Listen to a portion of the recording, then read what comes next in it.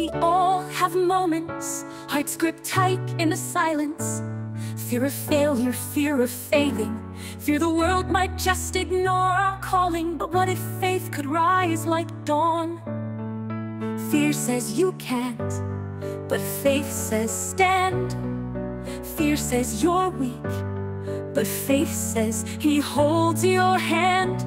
The voice of fear may echo loud, but faith speaks truth, bold and proud. When I am afraid, I will trust in You. Your word is true. Faith over fear, my battle cry. With Jesus near, I rise and fly. I won't be shaken, I won't retreat. With every heartbeat, fear's defeat. Faith walks forward where fear won't tread. I live by promises, not dread. Fear might be loud, but faith speaks louder. Faith declares victory before the war is won. So I choose faith over fear.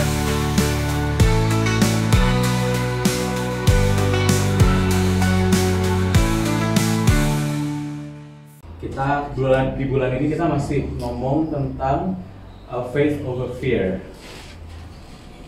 Dan topik sharing hari ini adalah tenang di dalam kuasa Tuhan.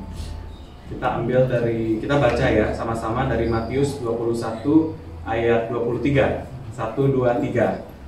Lalu Yesus masuk ke Bait Allah, dan ketika Ia mengajar di situ, datanglah imam-imam kepala serta tua-tua bangsa Yahudi kepadanya dan bertanya, dengan kuasa manakah engkau melakukan hal-hal itu, dan siapakah yang memberikan kuasa itu kepadamu? Nah, siang hari ini kita merenungkan sebuah tema penting, ketenangan di tengah tekanan. Sebuah sikap yang ditunjukkan Yesus dalam Matius 21 ayat 23. Nah, konteksnya adalah di dalam ayat ini Yesus sedang mengajar. Nah, ketika para pemimpin agama datang dan mempertanyakan otoritasnya. Nah, ini bukan cuma pertanyaan polos gitu ya. Ini sebenarnya adalah pertanyaan jebakan. Tapi yang luar biasa adalah respon Yesus.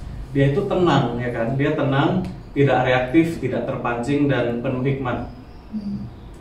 Dan ya intinya Tuhan Yesus nggak emosi gitu. Kalau kita baca ayat-ayat selanjutnya, dia tuh malah nanya balik gitu loh, dengan pertanyaan-pertanyaan Tuhan Yesus yang penuh hikmat. Nah, pertanyaannya, dari mana sih Tuhan Yesus bisa mendapat ketenangan yang seperti ini? Nah, jawabannya itu terletak pada hubungan Yesus dengan Bapa di surga. Nah, ketenangan itu bukan berarti hidup kita itu nggak ada masalah, tapi itu adalah buah dari hati yang percaya dan berserah penuh pada Tuhan. Apalagi di zaman sekarang ini yang tidak menentu, ketenangan justru menjadi sikap yang sangat gitu dibutuhkan. Namun ini nggak muncul gitu secara otomatis, ketenangan, ya kan? Ini adalah hasil dari proses bergantung sama Tuhan, dan melatih hati kita juga untuk percaya bahwa Tuhan itu selalu hadir dan bekerja di balik layar, bahkan saat kita tidak mengerti. Nah, melalui cerita ini kita tahu Yesus adalah teladan utama kita. Setiap pagi dia mencari wajah Bapa, dan karena itu dia tidak mudah goyah walau dicobai atau diserang. Demikian juga saat kita bangun tidur dan mengawali hari dengan Tuhan, Roh Kudus akan menuntun langkah kita. Aku pribadi belajar banyak itu dari Pastor Tulus. Beliau adalah seseorang yang menurut aku sangat wise, memiliki kepekaan rohani yang tajam dan ketenangan yang lumayan dalam. Karena aku lihat hidupnya itu benar-benar berakar dan berpondasi pada Tuhan. Nah, aku itu orangnya lebih impulsif. Dengan arti apa? Aku orangnya mudah panik, kadang gerasa gerusu juga di dalam mengambil keputusan. Tapi dalam beberapa tahun terakhir ini, saat kita melewati banyak badai gitu ya, dan tantangan, mulai dari, aku ingat ada resesi terjadi di New Zealand mungkin 2 tahun lalu atau setahun lalu. Inflasi masih cukup tinggi, suku bunga KPR pinjaman juga naik drastis, dan juga kita mengalami di gereja aku ingat ada masa transisi juga yang lumayan yang berat, dan aku melihat satu hal gitu di Pastor Tulus, dia orangnya lumayan tenang. Yang aku pelajari dari Tulus itu adalah sensitivitasnya terhadap Tuhan. Pastor Tulus itu begitu peka terhadap apa yang Tuhan sedang kerjakan di setiap musim. Aku ingat sih, aku pas yang bunga lagi naik segala macam, aku juga udah panik nih. Aku nanya Kore kan, ini gimana ya? Gimana bunganya kok makin naik? Ini gimana kedepannya repaymentnya segala macam gimana? Terus aku juga suka ngobrol lah sama Tulus, gimana ya Tulus? Gitu. Terus Tulus cuma bilang tenang lah, it's all God is in control. Selalu begitu jawabannya. Nah, Tulus ini aku lihat dia nggak hanya berjalan berdasarkan logika gitu atau data, tapi benar-benar in tune gitu dengan suara Tuhan. Nah, karena kedekatannya itu, Tuhan sering mempercayakan isi hatinya Tuhan gitu kepada Tulus, dan dari sanalah aku lihat ada peace, ada direction, dan ada wisdom gitu yang luar biasa. Nah, apapun yang kita kerjakan, kalau kita bergantung sama Tuhan, kita selalu in tune sama Tuhan, maka percayalah Tuhan akan menyertai dan memampukan kita. Itulah adalah menjadi kunci ketenangan and wisdom dan kemenangan dalam kehidupan kita. Amin.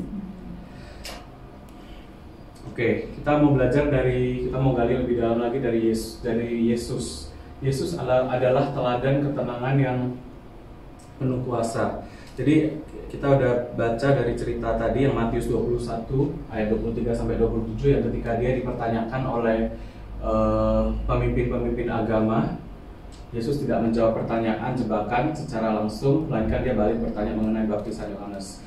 Terus yang kedua, yang Yohanes 8 ayat 3 sampai 11 bisa dibaca di rumah. Itu adalah mengenai perempuan yang berzina. Kalau kita ingat, ceritanya adalah orang Farisi itu membawa seorang perempuan yang kedapatan berzina dan menjebak Yesus agar menjebak lagi. Jadi Yesus ini banyak banget dijebak di dalam pelayanannya ya. Dan orang-orang Farisi ini menjebak Yesus agar dia berkata sesuatu yang bisa digunakan untuk melawan dia. Nah, dalam situasi yang panas dan emosional, Yesus memilih untuk diam dan menulis di tanah. Ya kan, kalau kita ingat ceritanya, nah perempuan ini digeret lah gitu, digeret di depan, terus dibilang iya dia berzina, terus dia suruh Tuhan Yesus ibaratnya kayak menghukum atau apalah gitu. Nah terus Tuhan Yesus tenang, dan Tuhan Yesus ngomong balik ke mereka, siapa yang nggak pernah berbuat dosa, ayo kalian maju dan lempar batu ke perempuan itu. Dan akhirnya yang kita tahu adalah orang-orang pada terdiam, nggak ada yang maju lempar batu. Nah dari sini kita lihat diamnya Yesus, ya kan, dia tenang itu dia bukan kelemahan, tapi itu sebenarnya kekuatan yang lahir dari kedekatan dengan Bapa. Diam yang in control, penuh kendali. Nah yang ketiga, Markus 4 ayat 38 sampai 40, kita tahu cerita Yesus tidur di perahu saat badai. Di tengah badai besar, murid-muridnya itu mulai panik, tapi Yesus tenang dan bahkan tertidur. Ini menunjukkan betapa dalamnya damainya, very secure, feel very safe, karena dia tahu Bapa di surga memegang kendali, control. Setelah dibangunkan, Yesus menenangkan badai dengan satu kata, tenang. Diam kau badai. Lalu badai itu pun stop seketika. Lalu Yesus pun akhirnya Yesus menegur murid-muridnya, karena kok takut kamu gitu, hai orang-orang yang kurang percaya. Tapi seberapa sering sih kita kayak murid-murid Yesus ya, ada badai sedikit, ada goncangan dikit, kita udah mulai panik, Tuhan ini gimana, kenapa ini terjadi, bagaimana.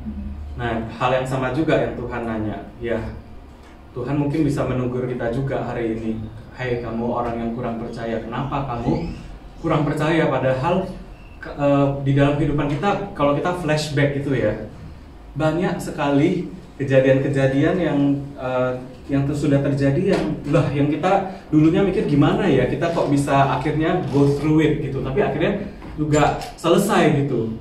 Nah Tuhan, aku encourage kita untuk kita flashback lagi, jangan cuma melihat ke depan, oh apa yang kurang, apa yang harus dikerjakan, oh apa yang belum dijawab gitu doa, tapi lihat flashback apa sih yang sebenarnya tantangan-tantangan yang kita udah pernah hadapi di zaman dulu, apa yang udah goal gitu, apa yang udah kita ngalami breakthrough, kita ingat dan kita pakai itu sebagai kita punya fondasi iman untuk loncat gitu ke next season. Nah, yang keempat, cerita Matius 27 ayat 12 sampai 14 adalah Yesus di hadapan Pilatus. Kalau kita ingat, ini adalah momen-momen di mana Yesus dihakimi ya, kalau nggak salah di depan khalayak ramai. Ini momen-momen sebelum dia disalib lah. Nah, yang kita baca dari firman dari Matius itu dikatakan bahwa tetapi ia tidak menjawab sepatah kata pun, sehingga wali negeri sangat heran, si Pilatus sangat heran. Nah, di hadapan, jadi intinya Tuhan Yesus itu di depan itu dituduh lah yang macam-macam, kamu itu sesatlah, kamu pendosa, segala macam. Nah, di hadapan tuduhan palsu dan ancaman hukuman mati, Yesus tetap tenang dan tidak membela diri secara emosional atau marah. Dia tahu panggilannya dan tidak terguncang oleh manusia. Ketenangannya membuat Pilatus heran. Kemarin kita iCare Youth, Brian ngomong tentang knowing identity. Itu sangat memberkati aku personally. Jadi ya ketika kita tahu identitas kita itu siapa, kita nggak akan mencari validasi gitu loh. Yesus itu tahu dia itu siapa, dia itu anak Tuhan. Sedangkan ya kemarin kita bahas di iCare, kalau kita ingat cerita Yesus dicobai di padang gurun ya, di mana? Padang gurun. Ya pas lagi 40 hari puasa, iblis suruh Tuhan Yesus untuk kalau kamu anak Tuhan, kamu jatuhkanlah dirimu, nanti malaikat di surga pasti menolong kamu. Ya kan, kalau Tuhan Yesus punya ego mungkin, oh sini aku tunjukin gitu loh. Tapi akhirnya Tuhan Yesus enggak, dia nggak tunjukin padahal dia mampu gitu. Akhirnya setelah Tuhan Yesus itu menang, dia nggak berusaha mencari validasi atau prove himself karena dia secure with himself. Akhirnya iblis meninggalkan dia. Dan kita tahu ketika iblis meninggalkan dia, akhirnya malaikat-malaikat turun dan melayani Yesus. Nah, begitu juga dengan kita. Kalau kita tahu identitas kita siapa backup kita, siapa yang akan membackup kita ketika kita ada badai, siapa yang akan membackup kita ketika di kerjaan atau di luar sana banyak orang-orang yang mau backstep kita, yang mau menjatuhkan kita. Kalau kita tahu ada tangan Tuhan, ada Tuhan yang di pihak kita, maka kita nggak akan takut atau bahkan kita nggak akan mencari pembelaan gitu. Aku kemarin juga cerita di iCare, banyak lah gitu kejadian-kejadian mungkin di tempat kerja dulu pas di Wellington, banyak orang yang licik gitu mau menjatuhkan, apalagi itu di firm yang lumayan besar kan. Kalau firm yang lumayan besar itu biasanya politiknya lebih banyak. Nah, aku itu orangnya licik-licik polos gitu, jadi ada hal-hal yang aku juga nggak tahu, oh orang ini sebenarnya di belakang aku udah sembur hal-hal yang nggak benar gitu, mungkin ke atasan segala macam. Aku nggak tahu dan akhirnya terkuak. Oh, ternyata selama ini dia ibaratnya secara negatif di belakang aku ngomong yang gitu, tapi akhirnya ada pembelaan Tuhan. Singkat cerita ya terkuak lah bahwa oh dia itu memang orangnya bermasalah gitu, dan orang itu akhirnya went to mental treatment segala macam. Iya, itu salah satunya. Oke, nah kita tahu Yesus itu tadi adalah teladan yang sempurna ya kan, dia tenang dalam segala sesuatu. Nah, kontras yang hari ini aku mau discuss adalah Saul. Saul itu orangnya, dia di dalam masa kepemimpinannya itu dia banyak sekali di drive oleh fear. Kita baca, mungkin baca sendiri di rumah 1 Samuel 13 ayat 5 sampai 14. Aku rangkum aja background story-nya. Jadi intinya adalah zaman dulu itu, zaman Israel, bangsa Israel di Perjanjian Lama itu ada tradisi dan ketetapan di mana bahwa sebelum berperang, bangsa Israel harus memohon perkenanan Tuhan melalui persembahan korban. untuk mencari penyertaan, petunjuk dan restu Tuhan lah gitu, berkat Tuhan sebelum bertindak. Nah, kita tahu di zaman dulu itu yang mempersembahkan korban cuma boleh siapa? Ya, imam atau nabi. Nah, kejadiannya gini, pada saat itu orang Filistin sedang mengumpulkan tentara. Orang Filistin itu ini ya musuh bangsa Israel. Orang Filistin sedang mengumpulkan tentara untuk menyerang Israel. Nah, rakyat mulai ketakutan. Bangsa Israel ini rakyat-rakyat mulai ketakutan dan ada yang bersembunyi bahkan pergi. Nah, Saul khawatir gitu. Kalau dia menunggu lebih lama, ini ibaratnya dia mau menunggu Nabi Samuel untuk datang. Mereka udah appointment kali ya. Ini ya, kita mau perangnya jam segini. Kamu datang supaya kamu bisa prophesy for us. Kamu bisa berdoa buat kita dan kasih direction dari Tuhan dan mempersembahkan mezbah korban. Nah, tapi Nabi Samuel nggak tahu kenapa dia telat. Mungkin macet kali ya. Telat dan Saul mulai khawatir. Saul khawatir karena musuh itu mulai berdatangan dan mereka mulai mengumpulkan tentara-tentara mereka, dan itu sangat berbahaya gitu bagi bangsa Israel. Nah, selain dia terburu-buru karena khawatir musuh semakin kuat, Saul ini juga khawatir karena rakyat udah mulai berserakan ya kan. Dia takut ditinggalin sama rakyatnya, kehilangan kedudukan dan kekuasaan. Oleh sebab itu, akhirnya kita tahu, kalau kita baca di firman-Nya, Saul itu memutuskan untuk mempersembahkan korban. Padahal itu cuma boleh dilakukan oleh Samuel sebagai nabi. Seberapa sering gitu kita melakukan hal-hal yang karena kita terburu-buru, ya kan, kita takut FOMO gitu kan, kita takut ditinggal, kita takut kita nggak mendapat dukungan, kita takut nggak mendapat kekuasaan, akhirnya kita bertindak buru-buru tanpa meminta petunjuk Tuhan atau bahkan tidak taat sama Tuhan. Nah, ini yang tadi yang aku udah ngomong, Saul menghadapi tekanan karena musuh makin kuat, rakyat mulai lari, Samuel belum datang, ini pressure-nya. Nah, akhirnya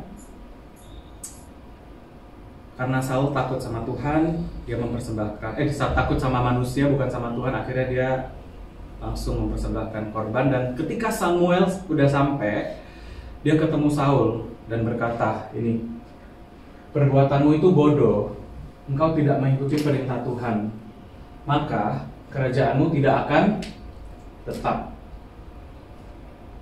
Akhirnya kita tahu Saul kehilangan berkat, kepercayaan dan panggilannya sebagai raja. Tuhan menolak Saul sebagai raja dan memilih orang lain yang berkenan di hatinya, yaitu Daud. Kemarin kita juga ngomong sedikit tentang Daud pas di iCare. Kita ngomong poin ini sih. Kita ngomong ya, Daud itu orangnya ya ibaratnya polos ya. Saul itu kan asik mau in control, mau ini kerajaan gue, ini gue gitu loh. Tapi kalau Daud itu polos gitu, dia polos seperti anak kecil. Dia ikut tuntunan Tuhan, seperti pas kalau kita ingat si Daud ini pas mau berperang melawan Goliat, dia juga polos gitu kan. Goliat itu udah pakai baju zirah, udah pakai perlengkapan perang yang sangat keren. Terus dia polos, dia bilang kalau Tuhan udah pernah, kalau dia ngomong gini, kalau kita baca firman-Nya, kalau Tuhan udah pernah menolong aku ketika aku di padang gembala itu membunuh singa atau predator dengan ketapel, ya Tuhan yang sama akan menyelamatkan aku, akan membuat aku menang melawan Goliat. Dia polos nggak sih? Saul sampai gregetan gitu lihat Daud. Ini beda. Sampai Saul, kita tahu Saul itu akhirnya dia kasih baju zirah ke Daud ya kan. Ini loh, kamu mesti pakai ini. Ini bukan musuh yang kaleng-kaleng, ini musuh yang bener, yang ngeri. Terus akhirnya kita tahu Daud pakai, itu enggak enak.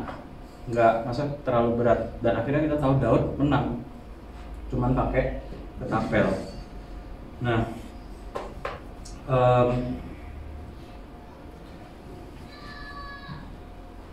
Pelajaran yang kita bisa petik dari Saul. Ketakutan akan manusia melahirkan keputusan tergesa-gesa. Yang kedua, takut akan kehilangan kontrol membuat kita mengambil alih, bukan menanti Tuhan. Ketiga, ketakutan sering dibungkus gitu dengan pembenaran spiritual, padahal sebenarnya itu adalah ketidakpercayaan, ya kan? Kita bilang, oh ini sepertinya yang dari Tuhan, tapi kita nggak sabar aja kadang.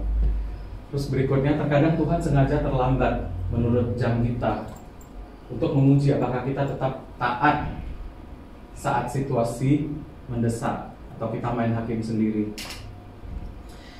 Yang berikutnya, iman sejati bukan hanya percaya pada janji Tuhan, tapi juga pada waktu dan caranya Tuhan. Berikutnya, menunggu bukanlah kelemahan, itu bentuk iman. Dan yang terakhir, ketaatan lebih penting daripada hasil yang cepat. Ayo kita introspeksi hari ini, apakah keputusan kita didorong oleh iman atau ketakutan? Apakah kita menunda taat karena takut ditolak? Apakah kita kompromi karena kita takut kehilangan? Apakah kita bertindak sendiri karena takut Tuhan terlambat? Contohnya seorang perempuan mungkin menyerahkan badannya, dirinya karena takut ditinggalkan pacarnya, ya kan? Sedangkan usia sudah menjelang dewasa, mungkin khawatir udah nggak ada stok lain lagi nih, udah nggak ada cowok lain lagi, waktunya udah mepet, udahlah kalau cowoknya mau badanku ku keserahkan. Terus berikutnya adalah contoh lainnya adalah seseorang yang mungkin udah sakit bertahun-tahun, udah ke dokter, udah kemana-mana, tapi nggak sembuh juga. Sedangkan penyakit ini udah mendekati ajal gitu. Makin lama makin berat, maka akhirnya dia putuskan untuk pergi ke pengobatan alternatif atau dukun. Banyak di Indo ya, di sini mungkin nggak ada. Terus mungkin contoh lainnya adalah waktu menyusun, mungkin ketika kita mengerjakan ujian kita, tes exam, mungkin waktunya tinggal beberapa menit lagi, masih ada 3 soal belum terisi. Terus gimana? Takut daripada nggak lulus, lebih baik apa? Nyontek deh, tukang nyontek ya. Nah itu dia, itu adalah reaksi-reaksi yang sebenarnya Tuhan lagi lihat gitu. Itu hidup ini penuh dengan ujian ya. Jadi doa aku untuk aku sendiri juga adalah ketika ujian-ujian itu datang, biarlah kita mengambil reaksi yang berkenan di hadapan Tuhan, amin. Karena reaksi yang berkenan di hadapan Tuhan itu akan menjamin kita untuk dapat kemenangan long term, bukan cuman sesaat. Nah, aku udah mau selesai. Bagaimana kita bisa menjadi tenang? Seperti yang tadi udah aku bahas sedikit. Pertama adalah bangun keintiman dengan Tuhan. Ketenangan sejati lahir dari hubungan yang dalam dengan Bapa, bukan dari situasi yang nyaman. Yesus, tadi kita udah belajar, Yesus adalah dia adalah pribadi yang tenang karena dia selalu mencari wajah Bapa setiap pagi. Saat kita rutin doa, membaca firman dan menyembah, hati kita dilatih untuk bersandar pada Tuhan, bukan keadaan. Aku juga kemarin ada cerita dikit di iCare, perjalanan aku kemarin pas ke India, pas ke jalan-jalan ke Vietnam itu beda gitu ya. Maksudnya aku kadang mikir, oh aku ini udah deket gitu sama Tuhan. Maksudnya udah deket lah, aku sama Tuhan udah deket banget. Tapi pas di India, pas di Vietnam itu kan kita nggak ke gereja ya kan. Maksudnya aku ada sangat sibuk dengan kegiatan-kegiatan dari kerjaan segala macam, dan nggak ke gereja, nggak ada ibadah. Nah itu beda gitu. Maksudnya pas aku udah balik New Zealand, aku ngerasa kok flat gitu ya, kok my spiritual gitu kok kayak rasanya flat, kok kayaknya berat. Dan ternyata itu karena I have been away for like a month without the spiritual routine yang aku biasanya ada gitu. biasanya at least kalau misalnya kita saat teduhnya di vision kita bolong-bolong gitu, misalnya sehari-hari, at least kita masih ada eye care, ya nggak? Kita masih ada eye care, kita masih ada hari Minggu kebaktian yang selalu mengingatkan kita atau keep us on track. Tapi selama 1 bulan itu betul-betul nggak kosong gitu, nggak ada apa-apa, cuman ya doa pribadi yang mungkin nggak sering.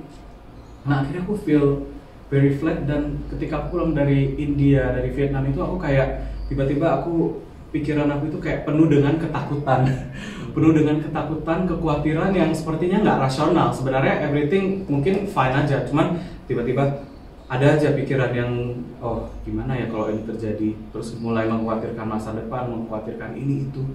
Nah kemudian aku orangnya gini, kalau aku udah spiritual, aku udah mulai drop atau apapun itu udah mulai drop dalam kehidupan aku orangnya lumayan panik, seperti aku tadi bilang, panik, gerasa gerusu. Tapi bagusnya adalah aku lumayan bisa introspeksi, dan aku mulai cerita ke teman-teman di gereja, cerita ke Pastor Tulus dan teman-teman lainnya. Aku kok feel yang gini ya, drop segala macam.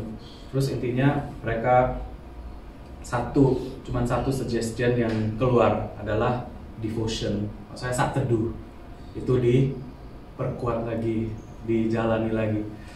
Nah, puji Tuhan aku berapa minggu ini, seminggu 2 minggu mulai mendisiplinkan lagi my rutin saat teduh itu, dan sangat beda. Kemarin aku cerita di iCare, pikiran yang membuat aku khawatir itu luntur gitu, terus digantikan dengan pikiran-pikiran yang penuh kemenangan. Tiba-tiba ada aja firman-firman Tuhan itu muncul dan benar-benar menguatkan aku, dan aku benar-benar lihat wow, ngeri ya. Maksudnya kalau kita nggak maintain kedekatan atau hubungan kita dengan Bapa, kita nggak mendisiplinkan diri, itu betapa kita bisa ditarik secara halus tapi pasti gitu. Akhirnya ya kan, kita mungkin khawatir, pertamanya mungkin cuma khawatir dulu, khawatir negatif, terus lama-lama jadi untuk apa ke gereja misalnya ya, terus lama-lama jadi mati, spiritually dead.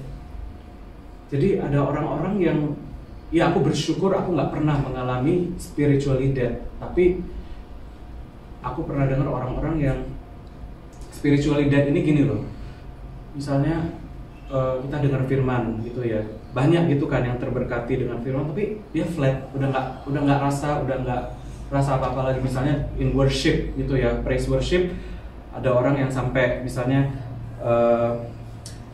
dalam worship gitu, kita dijamah Tuhan, kita sepertinya mau nangis, kita merasakan damai Tuhan, tapi kalau orang yang udah spiritually dead itu udah nggak rasa apa-apa, flat aja gitu. Nah itu yang itu udah bahaya banget sih kalau kita pernah merasakan itu. Dan aku pernah lihat teman-teman, beberapa teman yang merasain itu, dan untuk itunya mesti betul-betul lumayan susah untuk build connection itu lagi sama Tuhan.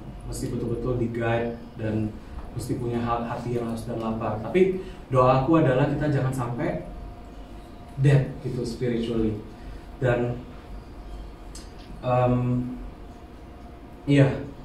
intinya adalah kita harus bangun keintiman dengan Tuhan. Mazmur 37 ayat 7a, kita baca sama-sama ya. 1, 2, 3. Berdiam dirilah di hadapan Tuhan dan nantikanlah Dia.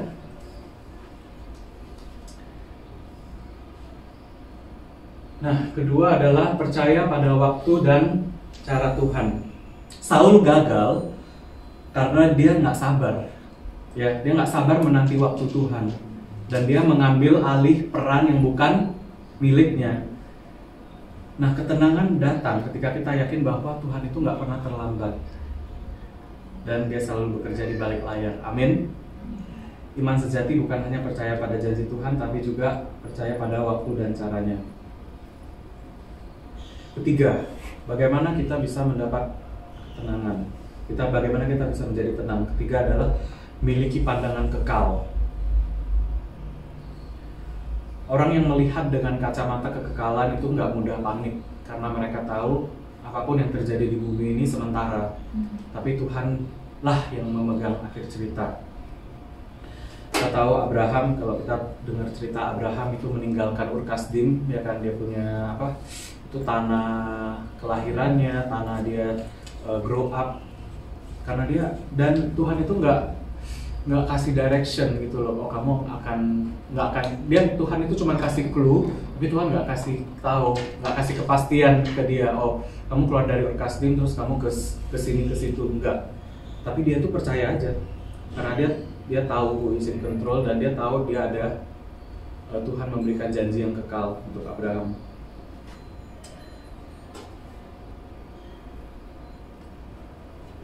Keempat adalah peka terhadap suara Tuhan. Bagaimana kita bisa menjadi tenang, peka terhadap suara Tuhan?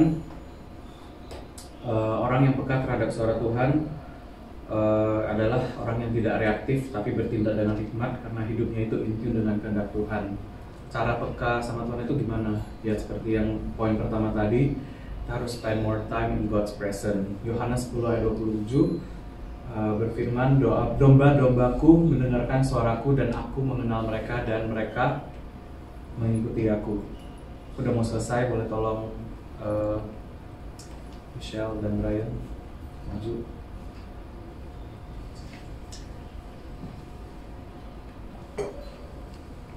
Nah, yang terakhir, bagaimana kita bisa menjadi tenang? Fokus pada apa yang bisa kita berikan, bukan apa yang kita takuti. Seringkali kepanikan muncul karena kita terlalu fokus sama kekurangan, sama ancaman atau kontrol yang hilang. Tapi ketika kita fokus untuk menjadi berkat, untuk memberi, untuk taat dan menyenangkan hati Tuhan, maka damai itu akan mengalir. Mari kita fokus sama apa yang Tuhan udah taruh di piring kita saat ini. Plan kita mungkin banyak gitu ya, plan kita banyak dan beragam, tapi fokus aja sama apa yang udah ada di tangan kita sekarang dan give the best. Maka percaya, maka Tuhan akan memberikan direction berikutnya. Oke, aku udah selesai. Hari ini Tuhan mengundang kita semua untuk memilih iman, bukan ketakutan, untuk menyerahkan kontrol kita dan berkata, Tuhan, aku akan menunggu, aku akan percaya, aku akan taat, aku gak akan terburu-buru under pressure, karena aku tahu Kau yang memegang kendali. Ayo, hari ini kita kembali mendekat kepada Bapa. Kita bangun kembali keintiman kita sama Tuhan melalui saat teduh, doa, membaca firman, dan penyembahan pribadi. Jangan anggap remeh sama waktu-waktu ini. Aku orangnya sendiri lumayan terburu-buru gitu di pagi hari, karena bangunnya suka telat. Kadang hanya sempat devotion yang quick gitu di mobil dalam perjalanan ke kantor. Tapi aku belajar bahwa hasilnya itu berbeda ketika kita intentionally spend waktu mencari Tuhan dibandingkan kita cuman express mungkin di dalam mobil. Tapi actually it's still better than none. Tapi morning devotion kita itu akan menetapkan the tone sama atmosfer rohani kita sepanjang hari. Ketika kita mencari wajah Tuhan first thing in the morning, maka kita akan dipenuhi hadirat Tuhan dan His peace. Dan ketakutan, kekhawatirannya itu akan mulai luntur sendirinya di dalam hadirat Tuhan. Yuk kita berdoa. Bapa yang baik, kami datang kepadamu pagi ini dengan hati yang terbuka. Terima kasih untuk firman-Mu yang menegur, menguatkan dan membukakan mata kami. Engkau menunjukkan kepada kami bahwa ketaatan lebih penting daripada kecepatan, dan bahwa iman lebih kuat daripada ketakutan. Tuhan, kami mengaku seringkali kami terburu-buru, bertindak dari rasa takut, dan lupa menunggu waktu-Mu. Tapi hari ini kami mau belajar dari Yesus yang tenang karena tinggal di dalam hadirat-Mu. Dan kami juga mau menanti dengan iman seperti yang Kau kehendaki. Holy Spirit, help us untuk membangun kembali kedekatan kami dengan Bapa. Bangkitkan kerinduan di dalam hati kami untuk mencari wajah-Mu setiap hari. Biarlah saat teduh kami bukan hanya rutinitas Tuhan, tapi kami rindu untuk berjumpa dengan Engkau Tuhan secara pribadi setiap hari. Penuhi kami Tuhan dengan damai sejahtera-Mu, kuatkan iman kami, dan bentuk hati kami untuk tetap setia Tuhan di dalam tekanan. Kami serahkan hari ini ke dalam tangan-Mu. Pimpin langkah kami, isi hati kami, dan pakailah hidup kami untuk kemuliaan-Mu. So I